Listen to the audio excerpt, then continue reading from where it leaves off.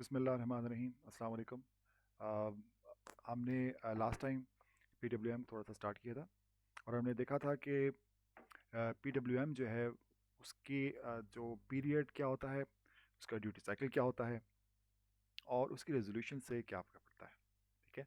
तो पीरियड जो है वो फ्रिक्वेंसी यानी किस फ्रिक्वेंसी की आपकी टोटल वेव फॉर्म है स्टार्ट से एंड तक।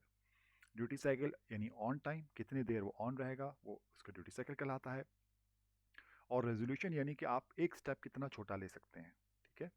आपके पास कितने इसमें पॉसिबल स्टेप्स हैं जिसके ऊपर आप इंक्रीमेंट कर सकते हैं। हमारे पास जो 89651 के अंदर सॉरी 18452 जो हम इस्तेमाल कर रहे हैं इसके अंदर हमारे पास 10 बिट का की रेजोल्यूशन मैक्सिमम मौजूद है। ठीक है। अब उसमें हम थोड़ा सा उसको फॉर्मली देख लेते हैं।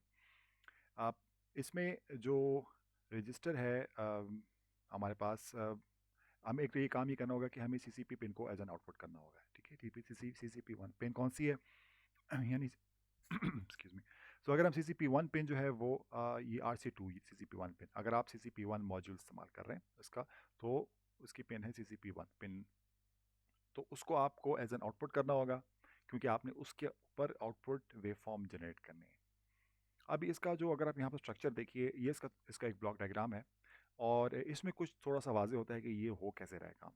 तो इसमें हमारे पास जो प्लेयर्स हैं, इसमें वो प्लेयर, इसमें सबसे बड़ा आपके पास जो सीसीपी रजिस्टर है उसकी कुछ वैल्यू लेकर 8 बिट वहाँ से लेते हैं और 2 बिट कहीं और से। तो टोटल इसमें 10 बिट मिलाकर, इसके लो में मिलाकर वो आपके पास जो आपका हमने कहा था ड्यूटी साइकिल जो 10 बिट का की रेजोल्यूशन होती है वो यहाँ से वहाँ उसमें आप ये वैल्यू लोड करते हैं। तो उसमें एक CPP R रजिस्टर मौजूद है। इसको आपको डायरेक्टली सेट करने की ज़रूरत नहीं है, जो वैल्यू इसमें वो उसमें खुद ही लोड हो जाती है। ठीक है। और उसके बाद टाइमर 2 की वैल्यू वो भी आपको खुद लोड लोड करने की ज़रूरत नहीं, वो भी ऑटोमेटिकली लोड होती है। जो आपने लोड करनी होगी वो है PR2 की वैल्यू। ठीक है। PR2 क्या होता है, हमें याद है कि टाइमर की जो उस वैल्यू के ऊपर जिसके ऊपर टाइमर जो है वो अपना मैक्सिमम तक पहुंच जाता है और फिर फ्लैग जनरेट करता है, वो PR2 में लोड करते हैं। तो आपके पास जो इसमें वेरिएबल्स हैं वो आपके पास PR2 की वैल्यू है और आपके पास जो आपने ड्यूटी साइकिल में जो आपने इस्तेमाल करनी ये CPR1L के अंदर फॉर आपके पास PWM1 के लिए। तो ये आपके पास रजिस्टर मौजूद है। अब इसमें होगा क्या, इसमें होता ये है कि अब let me just turn on that. Okay. Right. So इसमें अगर आप देखें यहाँ पर उन्होंने स्टेप्स दिए हुए हैं। ठीक है। हम इसको हम इन स्टेप्स हम इन स्टेप्स को भी देख लेंगे दोबारा, जो यहाँ पर जो दिए हुए स्टेप्स, ये स्टेप्स दिए हुए। तो अब आपने PR2 की आप कोई वैल्यू लोड करते हैं। ठीक है। वो कैसे कैलकुलेट करते हैं वो हम देख लेंगे।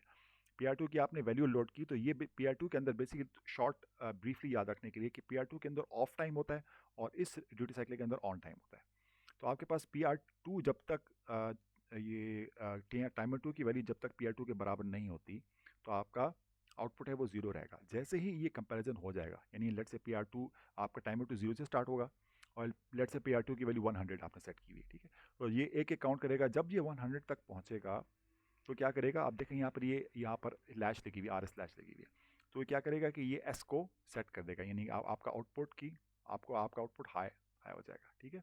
आउटपुट हाई होगा और उसके साथ और क्या काम होगा कि ये जो इस रजिस्टर के अंदर जो आपने वैल्यू लोड की हुई है वो इस यहाँ पर शिफ्ट हो जाएगी और उसके साथ कंपैरिजन स्टार्ट हो जाएगा। ये टाइमर दोबारा जीरो से स्टार्ट होगा और अब वो फर्दर अब इससे कंपेयर करेगा। पहले वो PR2 से कंपेयर कर रहा था और अब वो इससे कंपेयर करेगा, जो वैल्यू आपने यहाँ पर लोड की हुई है ड्यूटी साइकिल वैल्यू जिसे कहते हैं, उससे कंपेयर करेगा। जब उसके तो उस वक्त तक हाई रहेगा जब तक कंपैरिजन नहीं होगा। ठीक है। जब तक कंपैरिजन नहीं हाई हो गया, जब वो कंपैरिजन मुकम्मल हो गया ये फिर लो हो जाएगा। ठीक है। फिर लो होगा और फिर दोबारा इसके अंदर ये PR2 की वैल्यू से अब टाइम 2 की वैल्यू दोबारा जीरो हो जाएगी। अब कंपैरिजन इससे शुरू हो जाएगा, दोबारा ये कंपैरिजन स्टार्ट हो जाएगा और जब ये PR2 की वैल्यू पूरी होगी फिर दोबारा वो हाई हो जाएगा। ठीक है। तो इस तरह से ये ड्यूटी साइकिल जनरेट होगा, ब्रीफली अंडरस्टैंडिंग। अब इसकी डिटेल्स में जहाँ पर हमें जरूरत पड़ेगी हम वहाँ इस्तेमाल करेंगे। ठीक है। अब लेट मी, किधर गया माउस मेरा। ऑलराइट। So okay. सो इसके अंदर जो कुछ इसमें फार्मूलाज हैं जिसके ज़रिए से आप PR2 की वैल्यू और ड्यूटी साइकिल की वैल्यू कैलकुलेट कर सकते हैं। ये इसमें PWM पीरियड यानी कि जो उसका टाइम, जो उसका टाइम पीरियड है, यानी कि यहाँ से यहाँ तक, ये इसका यहाँ से यहाँ तक टाइम पीरियड है। इसके ऊपर डिपेंड करते हुए आप PR2 की वैल्यू निकाल सकते हैं। ठीक है, अब आपने वैल्यूज़ कौन कौन सी लोड करनी है, PR2 लोड करनी है और ये ड्यूटी साइकिल की वैल्यू लोड करनी है। तो PR2 की वैल्यू आप कैसे लोड करेंगे, आपके पास PWM पीरियड आपको मालूम होगा। ठीक है, कि क्या PWM पीरियड है वो आप डिसाइड करेंगे। वो किन फैक्टर्स के ऊपर है वो उसको हम थोड़ा सा ब्रीफली इंशाल्लाह देखेंगे बाद में। आपने लेट से पी उसका पीरियड डिफाइन कर लिया। और TOSC क्या होता है, आपकी टाइमर की फ्रिक्वेंसी, जो भी आपने जिस फ्रिक्वेंसी का क्रिस्टल लगाया हुआ है। ठीक है, और टाइमर 2 का प्री स्केल वैल्यू ये भी आप सेट कर सकते हैं कि टाइमर 2 की हमने देखा था कि आप प्री स्केलर वैल्यू सेट कर सकते हैं। टाइमर 2 में हम देख चुके हैं, इसकी प्री स्केल वैल्यू यहाँ से हम सेट कर सकते हैं। 1 हो सकती है, 4 हो सकती है या 16 हो सकती है। ठीक है, तो इनके इनके ऊपर डिपेंड करेगा कि आपके पास किधर गया मैं let me just go back to PM। इसमें ये हमारे पास ये जो फॉर्मूला है PWM पीरियड, ये हमारे पास मौजूद है, ये हमारे काम आएगा फॉर्मूला विच विल सी। तो जब आप टाइमर 2 आप ये यहाँ पर ये डिफाइन कर रहे हैं कि जब आपके पास टाइमर 2 और PR2 की वैल्यू का कंपैरिजन होगा और जब मैच हो जाएगा तब क्या होगा। When timer 2 is equal to PR2, the following three events occur on the next increment. Timer 2 is cleared, timer 2 को clear कर दिया जाएगा। CCP1 पिन is set, ठीक है, CCP1 को ये क्योंकि S के साथ है तो ये सेट हो जाएगा। एक्सेप्शन उन्होंने बताई हुई है, वो ये कि अगर आपका ड्यूटी साइकिल 0 है, ड्यूटी साइकिल 0 है इसका मतलब आपने ऑन करना ही नहीं है उसको, फिर वो ऑन नहीं होगा। अदरवाइज आपने उसको ऑन करना है। ड्यूटी साइकिल अगर 0% नहीं है तो ये सेट कर देगा, यानी आउटपुट पिन को ऑन कर देगा। और फिर और क्या करेगा, PWM duty cycle is latched from CPR1L into CPRH। तो यहाँ जो वैल्यू थी वो यहाँ से यहाँ लैच हो जाएगी और फिर ये टाइमर काउंट स्टार्ट हो जाएगा और वो कंपैरिजन करेगा उसके हाई टाइम के लिए। ठीक है, और जब हाई टाइम पूरा हो जाएगा तो उसको रीसेट कर देगा। राइट, अब हमने हमारे पास एक चीज़ तो हमें पता चल गई, PR2 कैसे निकलेगा, हमें पता है इस फॉर्मूले से निकलेगा अगर हमारे पास PWM पीरियड मौजूद है। और अब ड्यूटी साइकिल के लिए जो हमें ये जो वैल्यू देखें CCPR1L और CP1 कौन, ये जो है ये वैल्यू यहाँ पर लोड होगी, यहाँ पर लोड होगी, यानी आपकी ड्यूटी साइकिल की वैल्यू। ये कैसे कैलकुलेट होगी, इसमें आपके पास PWM ड्यूटी साइकिल आप खुद डिटरमाइन करेंगे, यानी कि आप चाहते हैं कि आपको 50% हो वेव फॉर्म, 20% हो, 80% हो, ये तो आपका फैसला होगा। वो वैल्यू आप यहाँ पर डाल दें, लेकिन 88% होगा तो यहाँ पर 80 नहीं लिखेंगे, यहाँ 0.8 लिखेंगे। ठीक है, और उसके बाद आपको ऑसिलेशन की का टाइम पीरियड भी मालूम है और प्री स्केल भी आपको सेट करेंगे।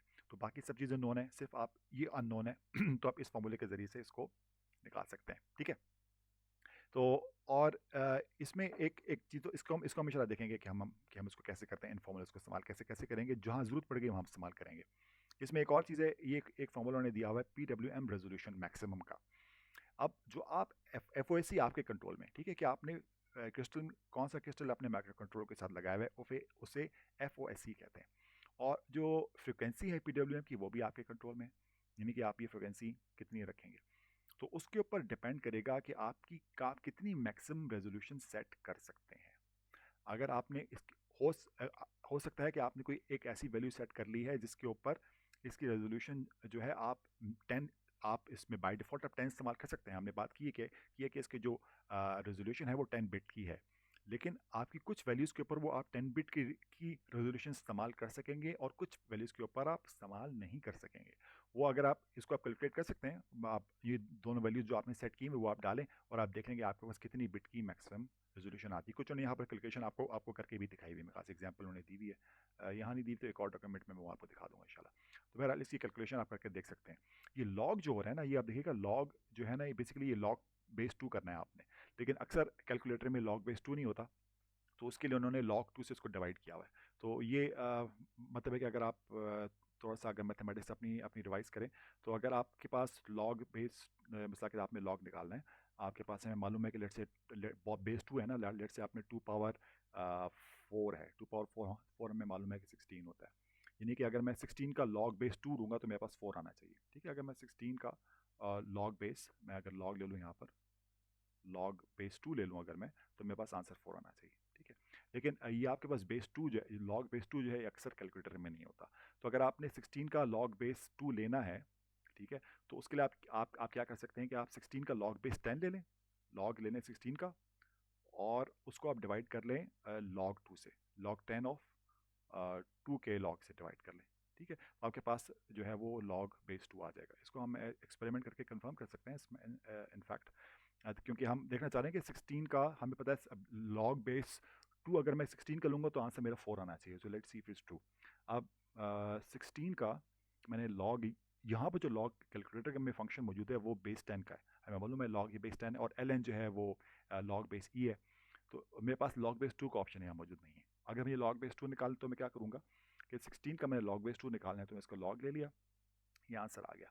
इसको मैं डिवाइड कर लेता हूँ लॉग 2 से, यानी कि 2 दबाया और फिर लॉग, तो मेरे पास 4 आना चाहिए, 4 आ गया मेरे पास। ठीक है, तो ये जो है यहाँ पर लॉग बेस 2 से डिवाइड किया हुआ है, ये लॉग 2 लेने के लिए उन्हें किया हुआ है।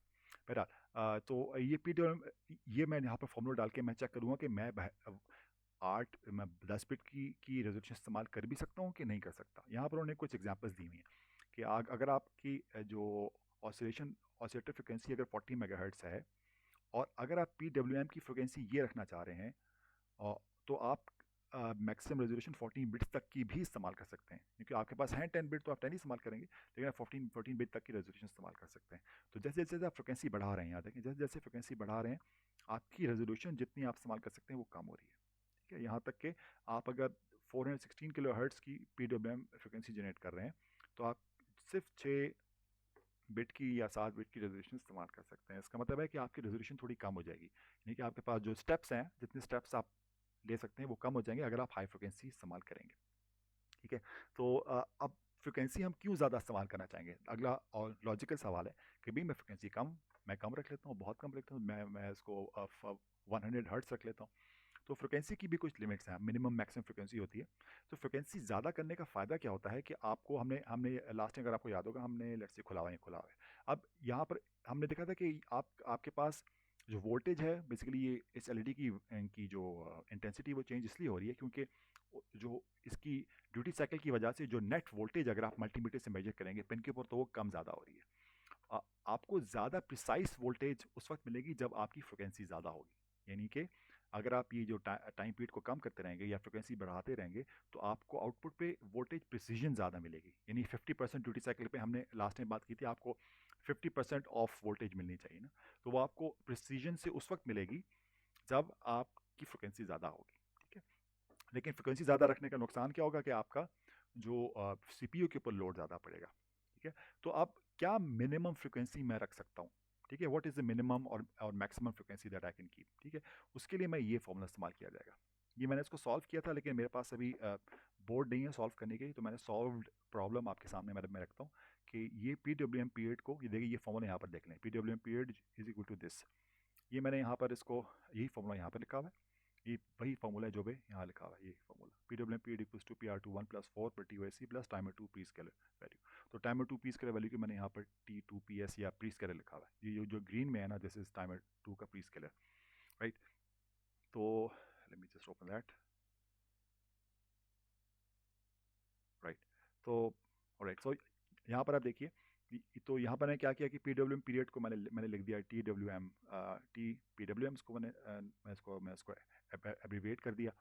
यहाँ पर बाकी सब कुछ वही है, TOSC, और इसको मैंने प्री स्केलर लिख दिया। ठीक है, अब time period equal to 1 upon frequency, तो ये मेरे पास PWM की फ्रिक्वेंसी आ गई है, और यहाँ पर भी मैंने TOSC को मैंने नीचे लेके हूँ, यानी मैं इसको फ्रिक्वेंसी में कन्वर्ट कर लिया, टाइम पीरियड की जगह मैंने 1 अपॉन FOSC लिख दिया। ठीक है, और अब ये फ्रिक्वेंसी, अब मैंने क्या किया, अब अगर मुझे ये फ्रिक्वेंसी चाहिए, फ्रिक्वेंसी ऑफ PWM, क्योंकि PWM नीचे डिनोमिनेटर में, अगर मैं इसे न्यूमिनेटर में लेकर आना है तो मैंने इसको क्रॉस मल्टीप्लाई किया, मेरे पास ये फॉर्मूला आ गया। और अब मैं देखना चाह रहा हूँ कि मिनिमम फ्रिक्वेंसी में क्या रख सकता हूँ अपनी, क्या PWM की क्या मिनिमम फ्रिक्वेंसी रख सकता हूँ कि मैं अपना जो है वो पूरी अपनी रेजोल्यूशन इस्तेमाल कर सकूँ, मेरे पास पूरी रेंज आ जाए, मैं 20% 80% जो भी चाहे सेट कर लूँ।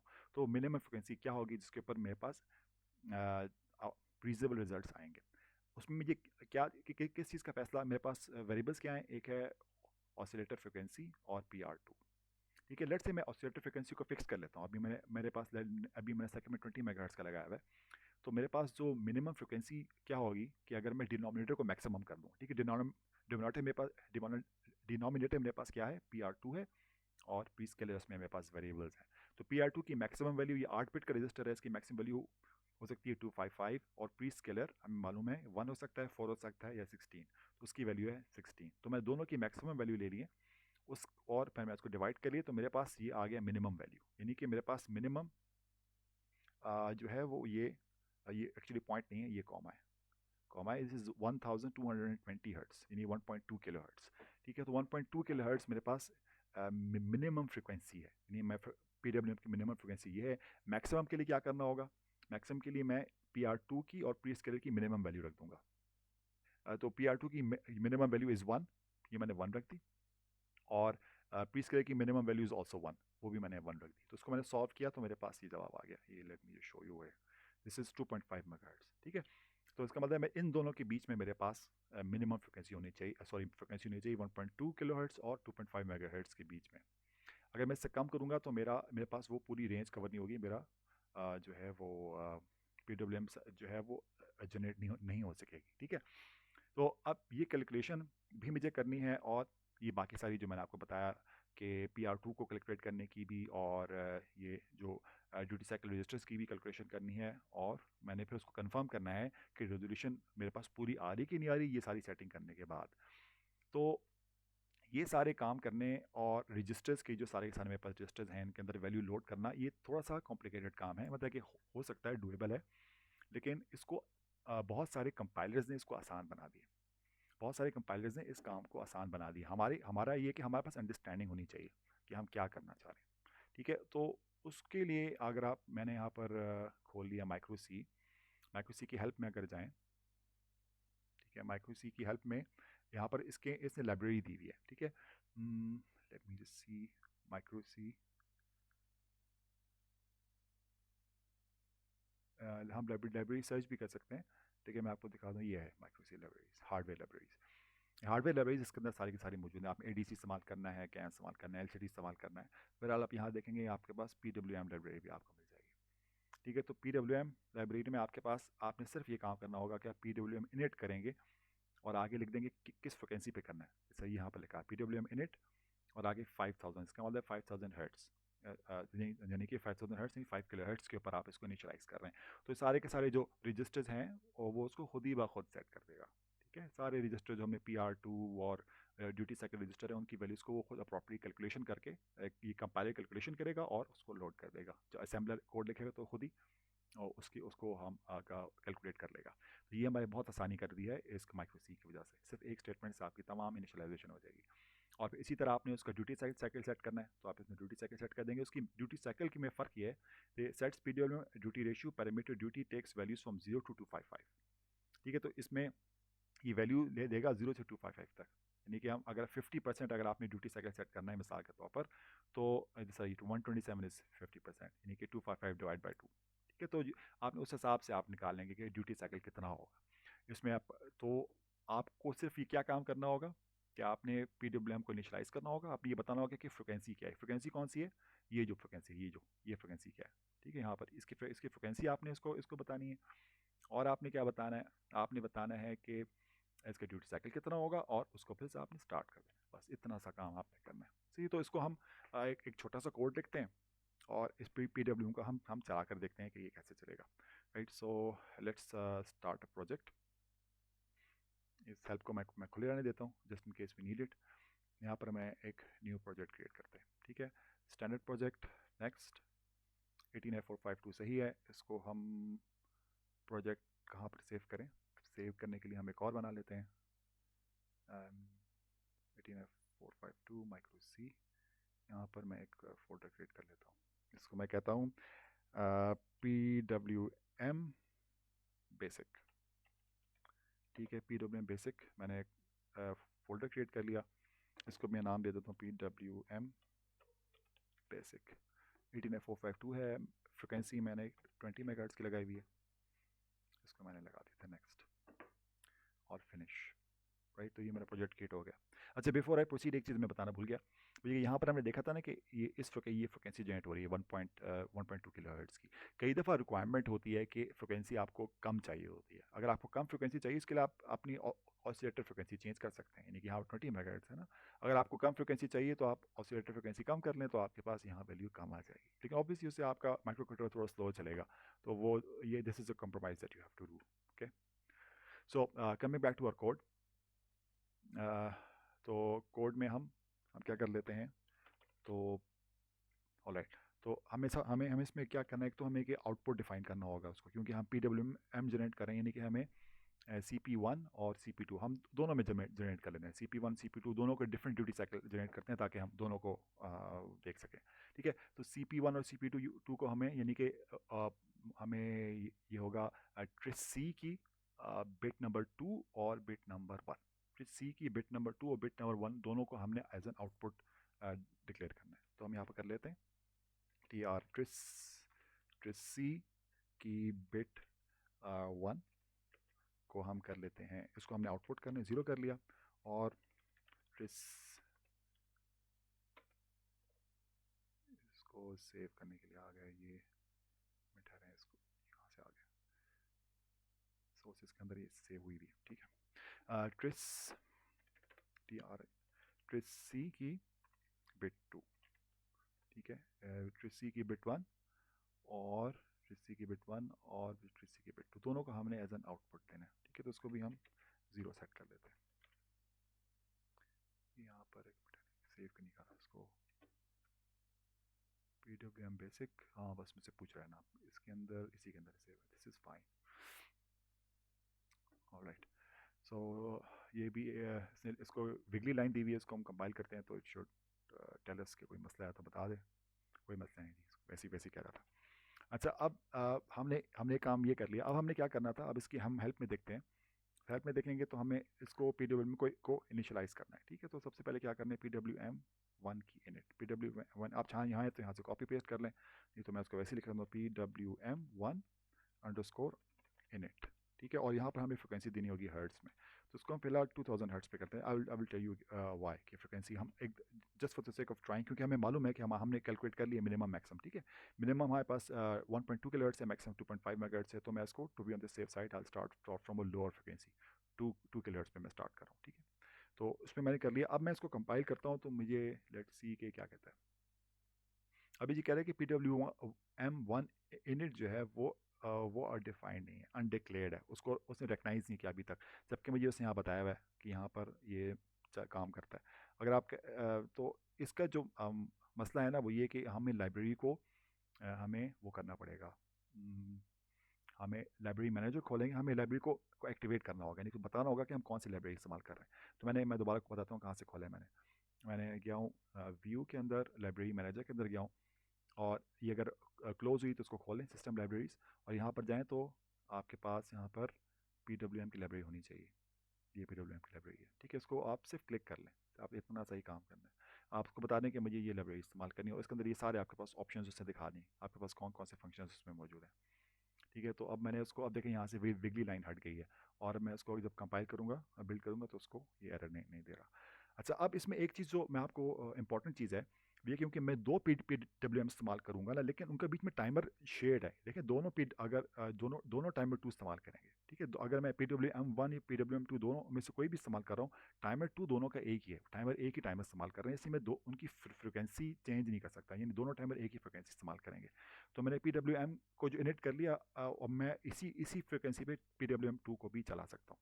अब मैं क्या करूँगा, इसकी मैं ड्यूटी साइकिल सेट करता हूँ। PWM1 का मैं सेट करता हूँ set_duty। ये देखें यहाँ पर दिया हुआ है ये फंक्शन, ये देखें यहाँ पर PWM_set_duty। ठीक है, यहाँ पर मैंने सेट कर लिया। अब लेट से मैं PWM1 को मैं 50% ड्यूटी साइकिल पे चलाना चाहता हूँ, तो मैंने इसकी वैल्यू 127 सेट कर ली, यानी कि 255 का आधा। ठीक है, और मैं इस तरह PWM2 की जो मैं कर लेता हूँ सेट ड्यूटी, ठीक है, DUTY, वो मैं कर लेता हूँ लेट से मैं इसको 20% करता हूँ। तो 20% कितना होगा, यानी कि 255 का मल्टीप्लाइड बाय 0.2 यानी कि 51। ठीक है, मैंने इसको 0.2 से मल्टीप्लाई कर लिया ताकि मेरे पास 20% आ जाए। तो लेट से मैं 20%, इसको मैंने 51 कर लिया। ठीक है, तो मेरे पास ये दोनों का ड्यूटी साइकिल मेरे पास सेट हो गया। अब मैं ये सिर्फ इनको स्टार्ट करना है, PWM1_start, और PWM2 की स्टार्ट करता हूँ, PWM2_start। ठीक है, इसको इन दोनों को मैंने स्टार्ट कर लिया, और इसको लेट्स सी मैं इसको बिल्ड करता हूँ, let's see what I get. इसने तो मुझे कोई एरर नहीं दिया।